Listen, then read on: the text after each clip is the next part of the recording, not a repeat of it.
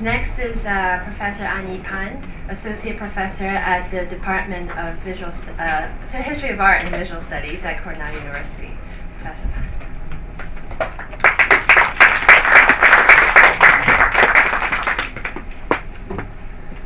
Thank you, Leslie, for the invitation. My talk today is titled Modern Taiwan in Art, Postwar Internationalism. Even though we're talking about internationalism, I'd like to frame this paper in the context of nationalism and essentialism that was actually going on in the minds of most of the artists at the time, and with the end of becoming international. And it was a time during post-war era when the idea of nation state was still very strong, and so a lot of people who went from China to Taiwan still considered themselves as Taiwanese, and they were still in the process of nation building, and therefore legitimizing national origin and justify superiority in their origin was very much in their thinking of constructing a type of modern art. And so that was the background for today's talk. Now, a little bit background about the post-war era in Taiwan. Because of the martial law, which was put in place in 1949, the art and the literary atmosphere was pretty tightly controlled by the Kuomintang government. Now, one event that happened gave a chance to art and literature was Korean War. Korean War happened. The U.S. decided to support Taiwan and also provide aid to Taiwan, and that brought Euro-American economic, lifestyle, literary, and artistic ideas into Taiwan. And so that generated the background for the new movement that would happen here. Now, immediately after the war, a lot of socialists went to Taiwan and cooperated with Taiwan artists and writers, and so there was a sort of a cultural renaissance at the time, very free. But then came the 1947 228 incident, and that stopped the atmosphere. And then Taiwan basically followed the United States and have a different kind of artistic and literary development. And the new kind of thinking was really about Western modernism, and stream of consciousness novels and modern poetry became very popular in Taiwan. And the writers at the time were working against propagandist literature, and the other they were working against was traditional Chinese literature. And they were emphasizing trendy romantic styles, and so essentialism and stream of consciousness ideas were very popular in Taiwan. They emphasized a kind of lateral transplantation. Basically, they wanted to abandon tradition and become westernized. This was in literary movement. But in art, it was a different situation. Most of the writers came from mainland. Most of the writers, painters, came from mainland China. They still consider themselves Chinese, so they were in this mode of nation building, as I just mentioned. And for today's purpose, I like to focus on the Fifth Moon Group and the Dongfang Group. Again, they were very interested in socialism, rebuilding Chinese culture, and that was mode of culture in the post-war era. They were also interested in establishing the kind of Oriental style of modern painting based on ink as a sort of a national medium. In terms of the Orient group, it was founded by students of Li Zhongshen, and the writer Irvine at the time wrote an essay to introduce this group, and he introduced the original 8 members of the group as the 8 bandits on horseback, showing their revolutionary character. Now, Li Zhongshen was very important in his teaching in Taiwanese art, although he wasn't so much interested in forming groups. In fact, he left Taipei after learning that his students was going to went ahead with the organization. However, his teaching had a much stronger impact in this group and other groups, which we won't have time to talk about today. His teaching focused on a stream of consciousness creative process, which we can elaborate later. And also, he mentioned that modern art was anti-science and anti-rationality, and it must return to Oriental feeling of into reality. This has something to do with modern art that was already been developed in the West. Now, the Dongfang or the Orient group, the idea came about in 1956, but during the martial law era, it was quite hard to actually register the group as art society during that time. But they went ahead anyway in 1957, had their first exhibitions. And in their proposition at the time, they emphasized creativity. They also mentioned that modern art is a global form of art nurtured by national character. So you can see this double-edged sword.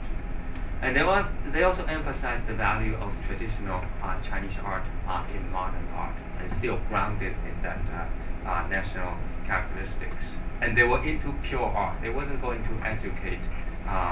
They wasn't going to cater to the taste of the public. They want the public to learn about abstract art that they were promoting. There were many important artists in this group. I will focus on 2. One is Xiaoqin. He was probably the most representative of the group, both because of his direction as well as his devotion to the group. He emphasized that his ink art differed from traditional ink painting, which had relied on Chan-style accidental, spontaneous saturation effect of ink washes. What he is trying to frame in here is really something that had already developed in the West that became very popular in modern art. Instead, he emphasized mind is the subject of creativity, and all forms are the result of the rising of mind. An artist should not let his mind follow the form, which is kind of an accidental effect, but should have full control of his brush. And this was something that he learned from his teacher and further developed. So in his art, there's something about his creativity, process of creativity was very important, and that was different from the Chinese style art that we can see at that time. Now, so here are 2 examples of the type of paintings that he created. You can see certain controlled movement in his creation. The other important member was Li Yuanjia, and Li Yuanjia in the late 50s and early 60s also began to explore this idea in art, focusing on dot. And these dots have really originated from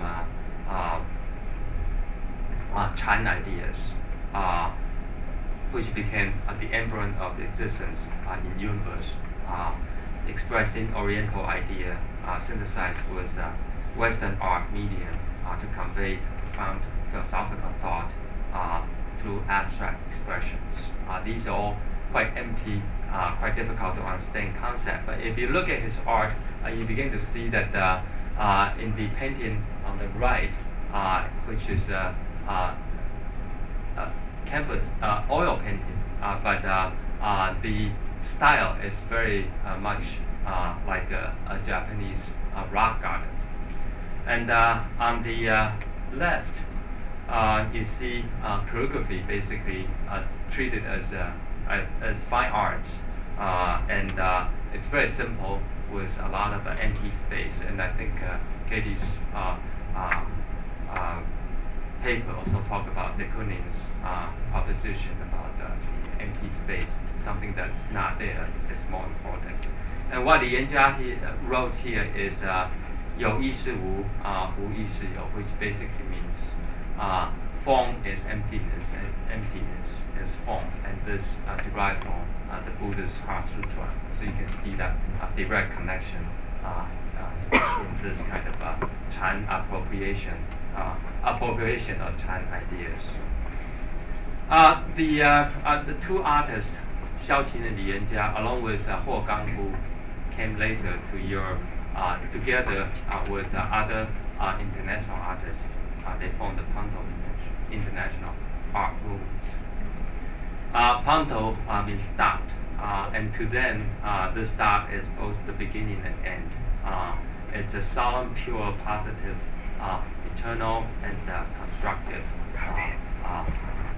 idea, and it is also the goal is to understand the scope of the finite within infinity, to comprehend the reality of existence and contemplation, the essence of their work ethic. Now, the Panto movement was discontent with the development of abstract art since the 1950s. The two strands of modern art, abstract art that they saw was not good enough. One was relying on an intuitive abstract expression that was heavily influenced by China ideas. And the other was the mechanical constructs without humanism. And so to them, art was a venerable spiritual activity of mankind. And so they believed that the purpose of creating art lie in the spirit of a sound structure and philosophical thinking. And this was a humanistic expression of the pure contemplation. So basically what they did was to ground their ideas in Chinese/Oriental philosophy. And all these have been emphasized by the teacher, Li Zhongshen. Now, I'll switch to the Fifth Moon Group, which was inspired by another important teacher in Taiwan at the time, Professor Liao Jichun, who grew up during the colonial period and has some experience in organizing art groups. And he taught at the National Normal University. And the National Normal University was mainly a place to train teachers, art teachers, not generating artists. So students from this school at the time weren't really considered artists. The original 6 members, I have their names, where they came from, and their dates. This group then was born to showcase that they had the ability to become real artists. And at the time, they didn't have particular missions or statements. They basically showed their Western style paintings. But later on, they focused on modern art and tried to synthesize with synthesized Western and Chinese paintings toward the mid 60s. And they also work on creativity and pure art against commercialism. At the time, in Taiwan's literary world, there were important figures who also promoted abstraction, and one of which, one of the most important figures was Yu Guangzhong. And of course, by this time, Zhao Wuji was already quite established and began to show a possibility for modern Chinese painting on the global stage. But I think that Yu Guangzhong's ideas was directly connected to the Wu Yue group. And particularly Yu Guangzhong's theory, he adopted a lot of the Western ideas. He promoted absolute abstraction, and he also promoted following abstract expressionism. But he grounded this kind of art as deriving from Oriental spirit, something simple, and he also emphasized the awakening of the Orient. In his terms, 单色 singular color, 虚 void, and also a phrase that he used, which echoes what Yuan Jia wrote, 不化为化, 无为为有为. It's the same thing as form is emptiness, emptiness is form. And so you can see the connection between all these artists. And he also emphasized the importance of painting as the foundation for Chinese modern art. Now, the most important figures in the Fifth Moon art group included Liu Guosong and Chung. Liu Guosong rejected traditional Chinese literary painting, and which gave rise to new painting devoid of trace of brushes. That was his main contribution to modernizing Chinese art. Now, in his construct of revolution, he followed the Darwinist evolutionary theory, and believed that there was 3 stages of human painting development, starting from realism, and then followed by impressionism, and then go on to abstraction. And he believed that China had transcended realism during the Tang Dynasty and reached the zenith of impressionism during the Southern Song period by recognizing this painting attributed to Liang Kai of the Southern Song period. And because Chinese art was dominated by literary painting since that time, and therefore China fell behind the West, and the only way to catch up with the West was to use the philosophy and atmosphere of Chan painting to establish abstract art. Again, going back to Chan, this is a very important key. He argues that artistic creation must rely on tradition in order for us to comprehend the pure and unchangeable essence of Chinese painting. Yet we must also rely on Western traditions to comprehend unchangeable humanity in world art. In addition, we must adapt the positive aspect of global art to nourish our own creativity. So you can see this idea of grounding one's ideas in traditional Chinese culture and then moving on to the global stage. So in his later creation, he basically used ink, colors, but always on Chinese paper. Now, the other artist who was important in the Fifth Moon group was Zhuangzi. Zhuangzi also used abstraction, also believed in traditional Chinese culture, but he was a little bit more open to synthesizing with Western medium, and he later on moved to the United States. In fact, he lives in New York now, and his painting, as you can see in the background, is using acrylic colors on canvas. So these are two comparisons. And so a lot of what we talk about today really focus on ideas derived from Chan. Chan originated in China and was transmitted to Japan during the Southern Song period. But and then Chan became a very important school in Japan, which in the West became known as Zen. And in the late 19th century and early 20th century, Zen became quite popular in the West, particularly in the United States, owing to the publication of Zen by Suzuki Daisetsu. He promoted Zen in the West, which exerted quite profound influence.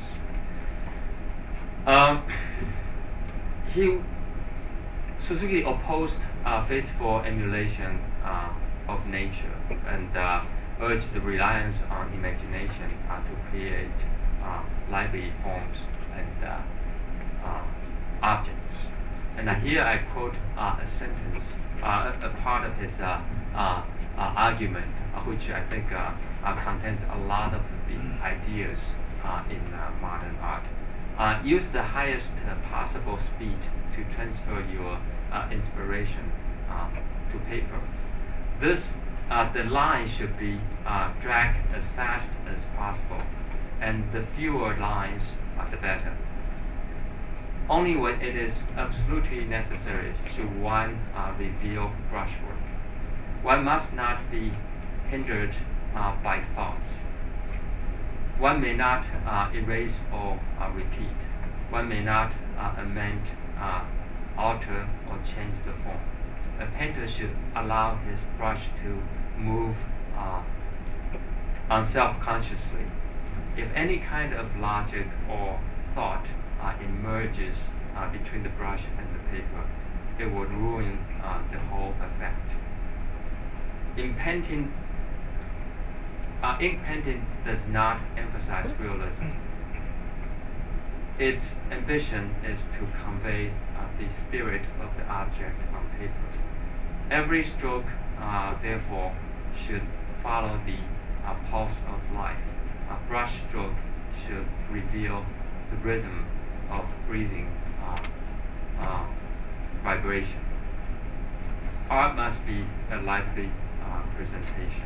And so in this statement, we can see his articulation of a kind of a subconsciousness in the process of creation and automatic spontaneity and some kind of chance art, and all of which are important concepts in modern abstract art.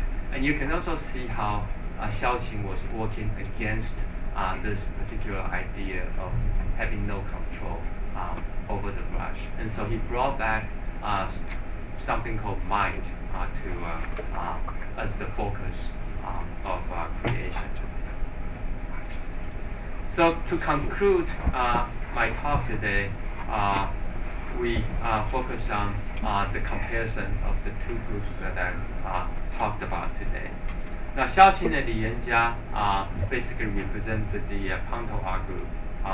They pivot away from modern art derived from Suzuki's idea, and they regarded automatic change art influenced by Zen or Chan originally as one of the two extremes in modern art. So they prefer to strike a sort of a middle way by focusing on the mind as the subject to attend and controlled consciousness. Now, in terms of Liu Guosong, he